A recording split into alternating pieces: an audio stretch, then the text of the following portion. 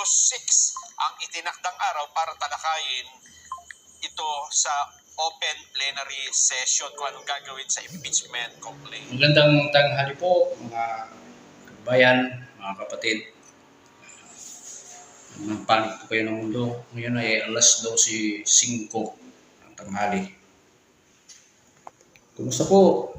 Nanghalian na ba lahat? Ako hindi pa.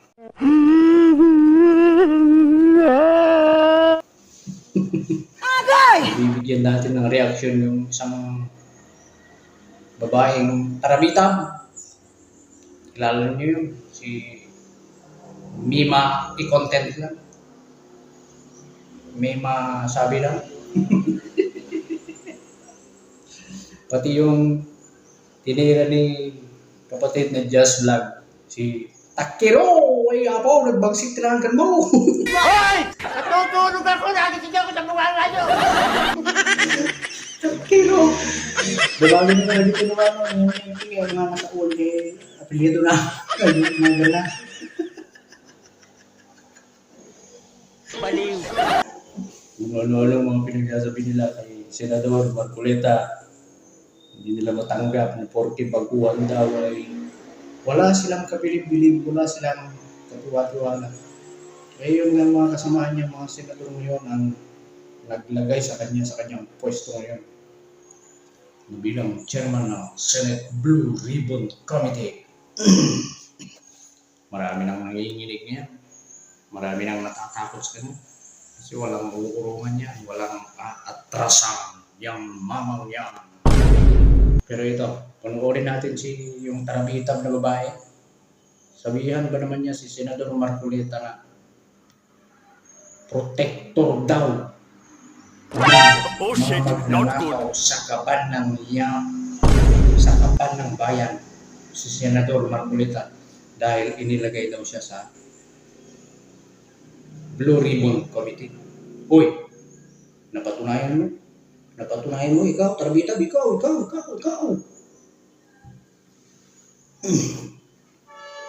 Grabe yung pinagsasabi ng babae niya. Parang sabi niya, nagtatanong lang naman si Karen Davila Said, ba't nagagalit ka? Nasa kuwan tayo, demokrasya. Alam mo palang demokrasya tayo. Sinagot din niya. Tapos sasabihin ninyo nagagalit siya. Hindi naman siya galit yan. Noon nga nagtanong si Eden Santos sa presidente, nagagalit kayo. Kahit sinabi mo ikaw na tarabitan ka, na mayroon kang karapatan, mayroon kang karapatan magtanong sa kanya. Kay Senador Marcoleta. Madali lang magtanong, sabi ni Senador Rodante Marcoleta, madali lang magtanong. Sinagot nga niya, nandun sa pitch niya. Ipinakita mo pa yan sa iyo video, ikaw tarabitan. Dali lang, may content lang. Tinulungan na nila si Eden Santos nung tinatanong niya yung presidente gustong ipatanggal si Ma'am Eden Santos sa bilang Ginagawa mo! mga kanyang press. Kung ano-ano mga pinagsasabi ninyo sa kanya ay hindi naman natanggal, hindi naman inalis. Bakit sino may karapatang mag-alis? Yung nasa net 25 lang. Wala na silang pwedeng ibang ilagay dyan. Nagtanong lang siya. Wala na masama. Sabi mo yung press freedom, yung tawag nito, malayang pamamahayan. Demokrasyang pwedeng magtanong kahit sino. Nagtanong sila kay Senador Marcoleta. Sinagot naman niya. Tapos pinipilibit ninyo yung sagot niya. Binibigyan ninyo ng masamang pakahulugan yung sagot niya.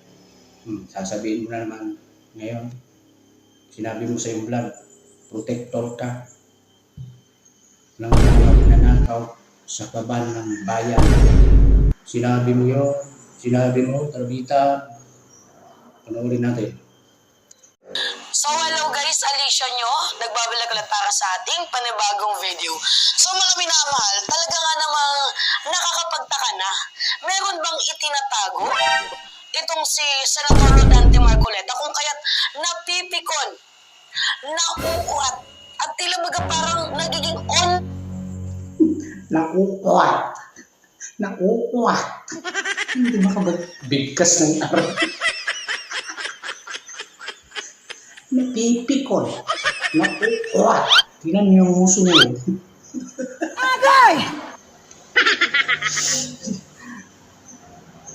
yun skilled. Diba? Itong si Senator Rodante Marcoleta, every time na tinatanong siya ng derechahan. Actually, to be honest, wala namang masamang magtanong eh. Nasa demokrasya tayo, kahit ako may karapatan akong magtanong sa kanya. Yung mga reporter pa kaya? Well, kung sa bagay, ano yung aasahan natin? Diba? Nung December, nagtanong ako kay Congressman Rodante Marcoleta, bakit magkatabi? Yung billboard niya with Kibuloy, ano yung nangyari? Napikon, nagalit pa. Diba? Napikon daw, nagalit.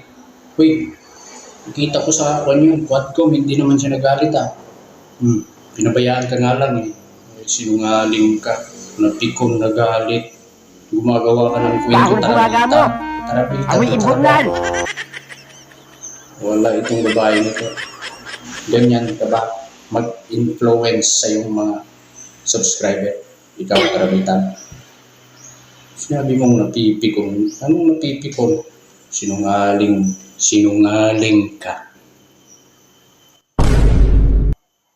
So ngayon, parang ganito din yung nangyari kay Karen Davila. Nauurap itong si Senador. Diba? At ngayon, parang pinapalabas niya eh, kaya dali-dali lang kasi ng trabaho niya magtanong. Imbis na sagutin yung tinatanong sa kanya. So sa mga hindi nakakalam, ganito. Simula tayo sa pinakauna.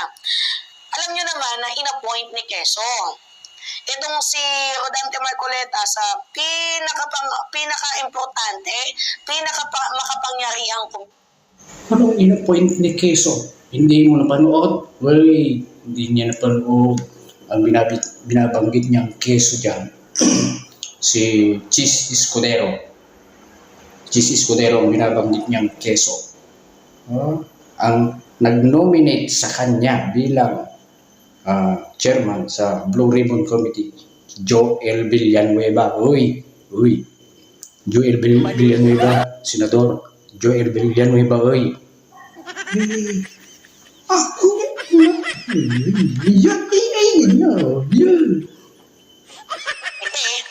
diba, sa Senado, which is chairman siya ng Blue Ribbon Committee. Yan po ay napakasensitibo mga minamahal at meron po yung hinahawakang pinakamalaking budget sa Senado at ito yung nakakatakot. Mukhang parang magiging protector pa ata.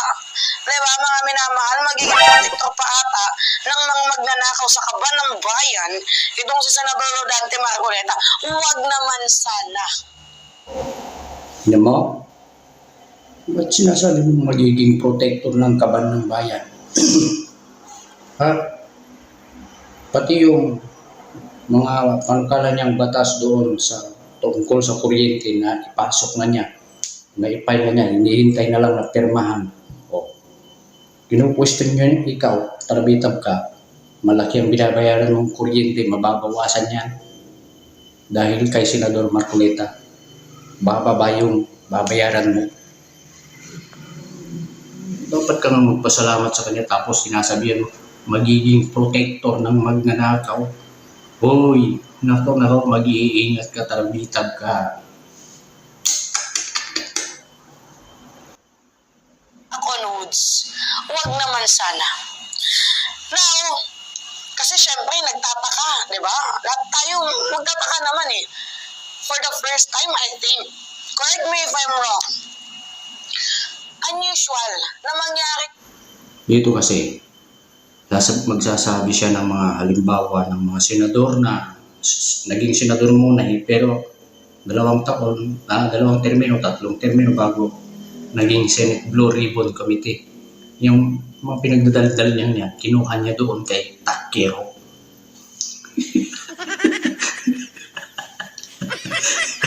Tapos Takero naman na yung dami-dami kung ano mga pinagdadaldal din. Oh. Ganun din eh. Nagkukopyahan din lang sila eh. Oh. Tinan niyo yung mukha niyo.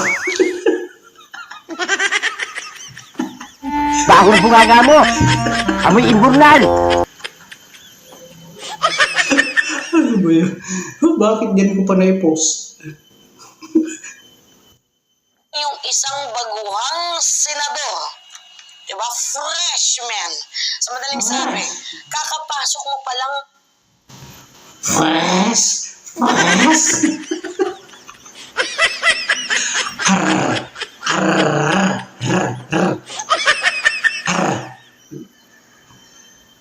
Layasan ko na nga lang ito.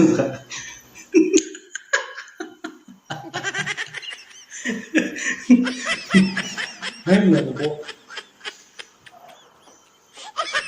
Kung mapapanood lang ninyo yung mga video ni Senador Marcoleta, talagang nakikipaglaban siya sa katwiran noong nasa kongreso pa siya.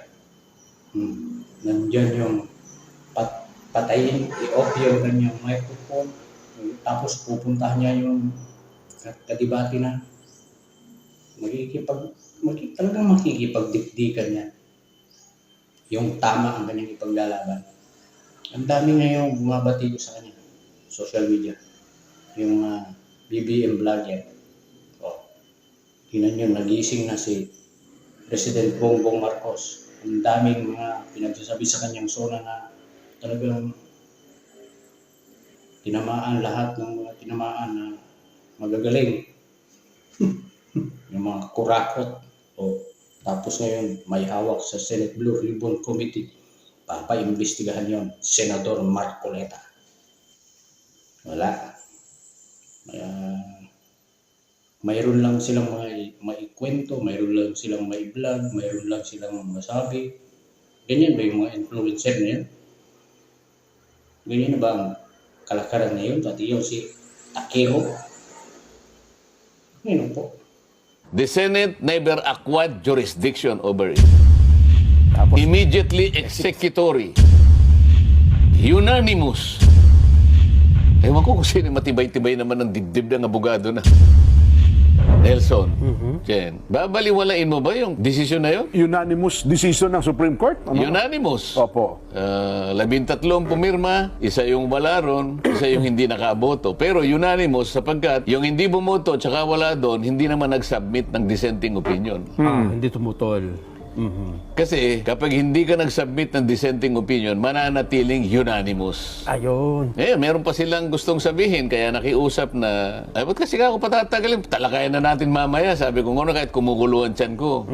Hindi, wag mo naman. Wag naman, sabi niya. Hindi ba natin bigyan, di ba natin pwedeng pagbigyan yung house? Aha. Ano nga kung, paano di pagbibigyan? Magpapile daw sila ng ng motion for reconsideration. Opo. Sabi ko, Mag-MR daw sila, oh. bakit ka ako? Sa palagay ba ninyo ako? Kapag nag-file sila ng motion for reconsideration, sa palagay nyo, merong isa na pumirma ron na i-reverse niya yung sarili niya? Kahit isa lang. Ay, hindi natin. Kaya nga, ba't ka maghihintay ng isang bagay na wala? Di ba? Oho. Kasi sabi ko, sa tagal ko naman na naging litigation lawyer din, pagka ganyan naman ka ako yung tenor ng decision, Aha. at sinabi pa niyang immediately executory, Yan. Aha. ang ibig sabihin nun sinasara lahat ang pintuan para ikaw ay gumawa pa ng motion for reconsideration. House of Representatives has filed a motion for reconsideration before the Supreme Court. This is not an act of defiance. It is an act of duty. We do not challenge the authority of the court. We seek only to preserve the rightful role of the House, the voice of the people, in the process of accountability. Let us be clear. The Constitution says the House of Representatives shall have the exclusive power to initiate all cases of impeachment. That power is not shared, not subject to pre-approval, and not conditional. We filed this motion for reconsideration not to provoke, but to protect. Not to assert supremacy, but to restore balances. Because if impeachments can be blocked by misunderstood facts or rules made after the fact, then accountability is not upheld, it is denied. To dissent is not to defy. To demand accountability is not to destabilize. To insist on constitutional integrity is not to weaken the democracy, it is to strengthen it. We speak now not because it is easy, but because it is necessary. The House will not bow in silence. Sabi ko, kung practicing lawyer ka, Alam mo na. sinabi ko na, naririnig naman ng mga abogado doon. Kung ikaw ay isang practicing lawyer, isinara hindi lang pinto, pati bintana, isinara na para gumawa ka pa ng anumang aksyon, Oo po. para humabol ka pa doon sa desisyon na yun. Isipin mo, void ab initio, unconstitutional, sabi niya gano'n. The Senate never acquired jurisdiction over it. Tapos- Immediately executory, unanimous. Ewan ko kung sino matibay-tibay naman ng dibdib ng abogado na pupunta ka pa ron o palagay mo na lang.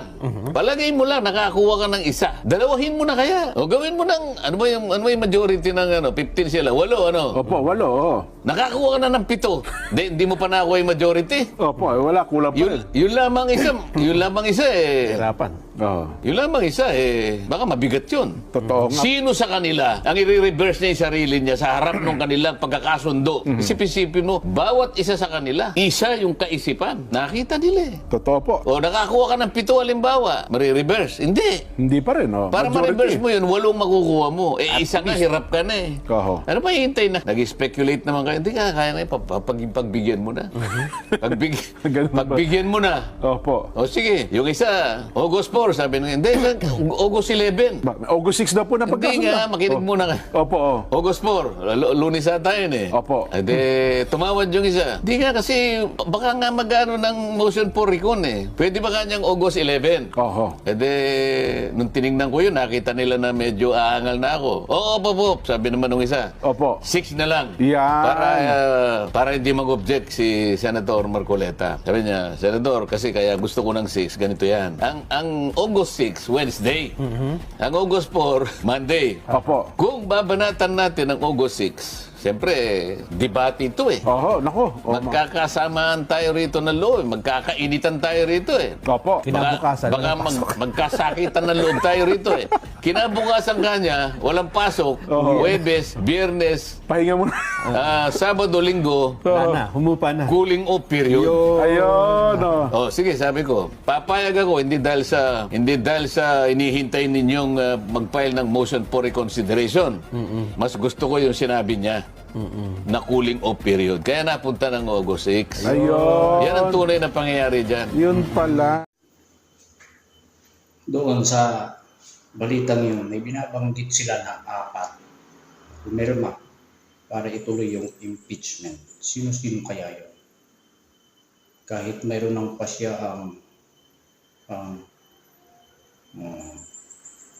kataas-taasang hukuman, Supreme Court. Supreme Court. Ano ba yung Supreme? Kataas-taasan. Hindi nila ginagalang. Sino ba yun? Yung mga nagsalitang gustong ituloy yung impeachment. Sabi ni Senador Rodante Marcoleta, wala na pag-asang mag-MR pa. Ito nga, panoorin natin. Meron na palang draft resolution na may pumirma ng 4 na senador na ito ay para ituloy ang impeachment case kay VP Inday Sara kahit may desisyon na ang Korte Suprema. Ang 4 na ito ay sina Senador Rizal Tiveros, Francis Pangilinan, Tito Soto at Bam Aquino. At sila ay umaasang may iba pang pipirma para masimulan daw po ang impeachment. May petsang iniligay August 6 ang itinakdang araw para talakayin ito sa open plenary session kung anong gagawin sa impeachment complaint. Sen. Ay, hindi ko maintindihan yan, Jen, Nelson, dahil sa ibig ba sabihin kung may pumirmang 4 o kaya may nakakuha pang 4, 8 o nakakuha ng 10 halimbawa. Ibig ba sabihin nun ay mapapahinuhod nila ang Korte Suprema na ituloy ang impeachment? Yan ba yung kanilang panukala o yun ang direksyon ba na tinatahak ng resolusyon? Bagamat hindi ko pa nababasa yung resolution nila. Kasi nung kami nag-caucus, napag-usapan namin na mukhang klarong-klaro naman yung desisyon ng Korte Suprema. Medyo matatag at saka walang paligoy-ligoy. Sinabi niya na ang impeachment complaint is void ab initio. Yun yung apat na binabanggit o yung apat na senador. Yan, kakampiyan ng mga BBM vlogger.